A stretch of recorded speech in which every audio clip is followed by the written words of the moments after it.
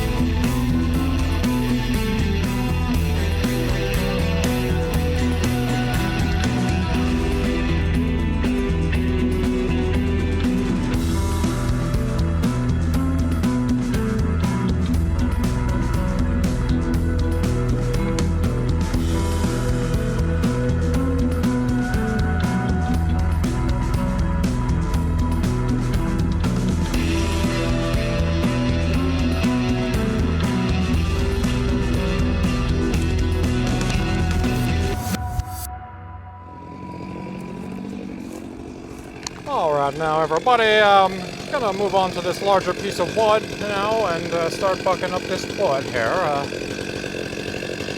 We've got a big crotch on one end of it, and it's pretty straight on the other end, so I'll start over here and just, it's a little bit rough here, but make some big rounds and cut that crotch off of it over there. Sorry, my camera's going on to focus on my hand there.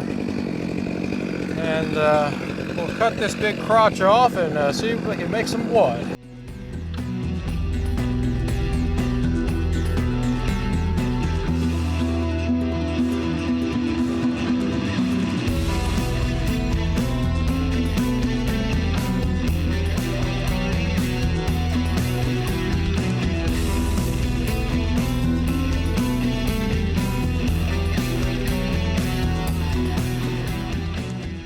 Now that did get a little bit big on me there on the end. Had to go around to the other side with the 28-inch bar on that crotch, but there's still some wood in that. I'm gonna have to probably deal with it. I can trim that off a little, make it a little straighter, and probably make a little bit of wood out of that so it doesn't go to waste. But I'm gonna roll these big rounds over and just noodle them down and get to splitting them. So once again, thanks for watching. I'm not going to show all of that. I'm just going to break these things down a little bit more and split them up and get them stacked. I'll show you the pile when we're done.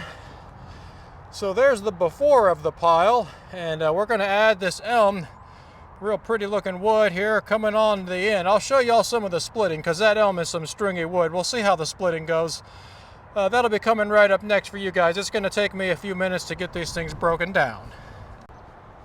Okay, now everybody, I had a little snafu there, a little boo-boo I made. I was in all of this mess down here noodling, and I had this big wood up in front of me, and I had the saw buried, and I hit my can hook is what I'm getting at here. Long story short, my can hook was kind of buried in all of this stuff and all these noodles, and it was on the other side of a piece of wood, and the tip of it was just sticking out, and I hit that thing hard with my saw, man. It went, look what this thing did to the can hook. I really hit it hard. I'm gonna have to try to fix it up now. I got all kinds of things to do, but look at that. Could you believe a chainsaw cut through a can hook like that?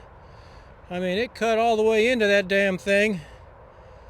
So, that's another thing on the list of stuff to do. I'm gonna lay a little metal down, give me an excuse to play with my welder.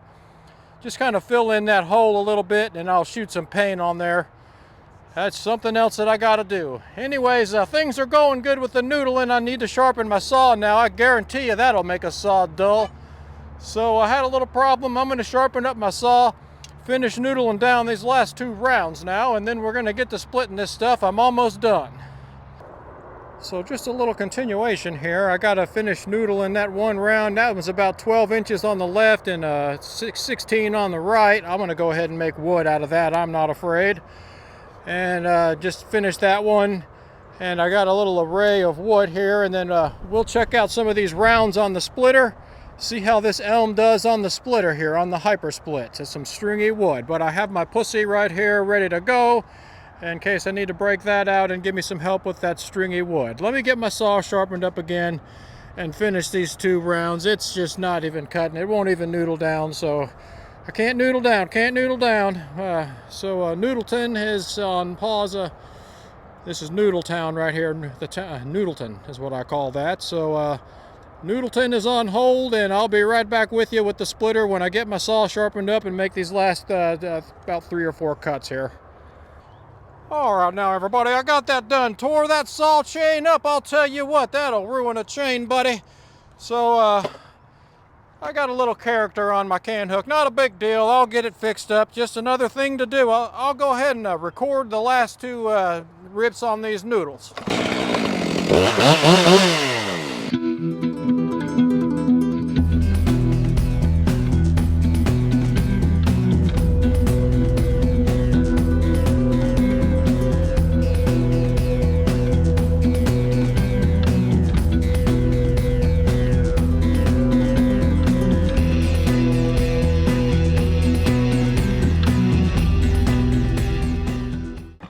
Alright everybody, that went really well. Let's finally get the splitter fired up. I'll deal with my can hook later when I get home, do a little weld on that. I'll probably show you that in a video. I may not show the whole welding process. I could make a whole video out of that. I'm not going to do it. It's not going to be pretty. I'm just going to lay a little metal down, maybe paint it black or something, try to keep it protected from rusting a little bit. So let me get all this gear off and move over here to the splitter, and we'll see how this wood splits finally. Okay, now everybody, that's about the best view I can get right now, and hopefully I don't drop a round off and it hits my tripod. Actually, I'm going to be splitting over there. I don't know, never mind, I might have to turn around. I'll find another view of this splitting, and I'm just going to be splitting it here and throwing it right over there, and then I'm going to stack it. So let me find a good view for you guys. I didn't realize I'm going to be standing over here. So never mind what I just said. That was meaningless. Let's move on.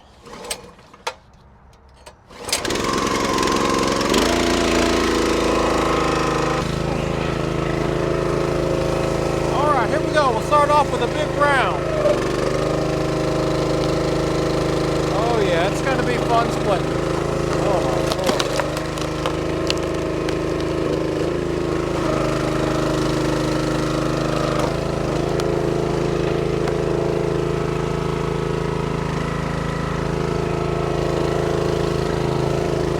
So there we go. That's the elm for you.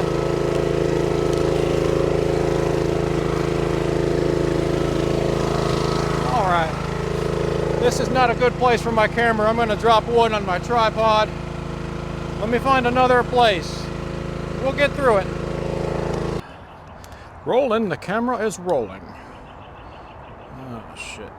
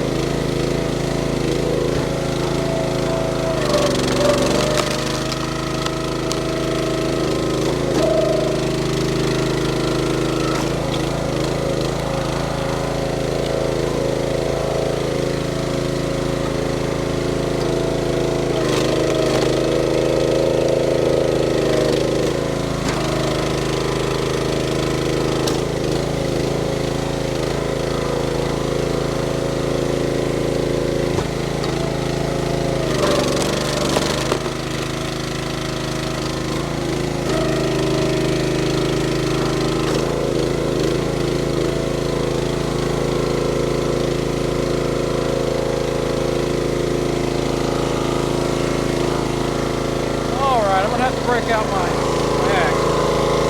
Sometimes you gotta use your pussy, you know what I mean? This is a mess.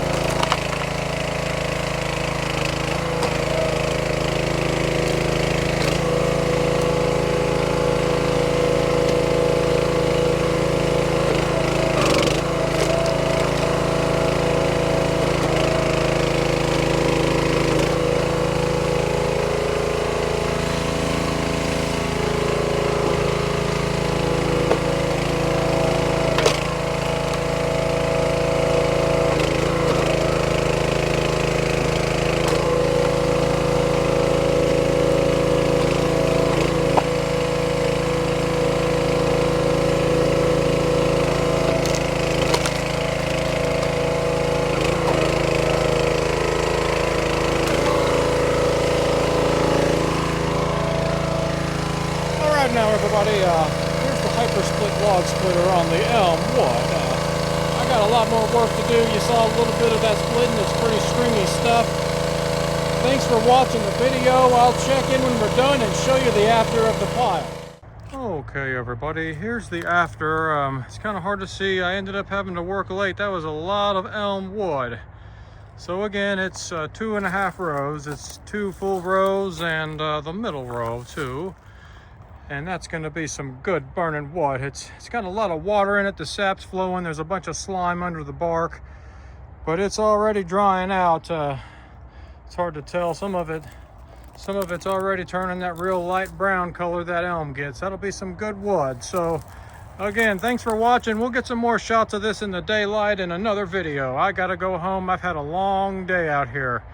Made a good amount of wood, over somewhere between a cord and a half, or probably, I think I made about a cord and a half of wood today. A lot of wood, I don't know. It's hard to say.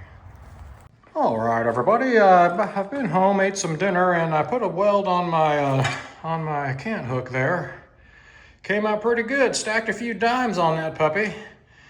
I think that's 60-13. I'm not sure. Don't quote me on that. But I switched out my rods, and that's some good rod right there.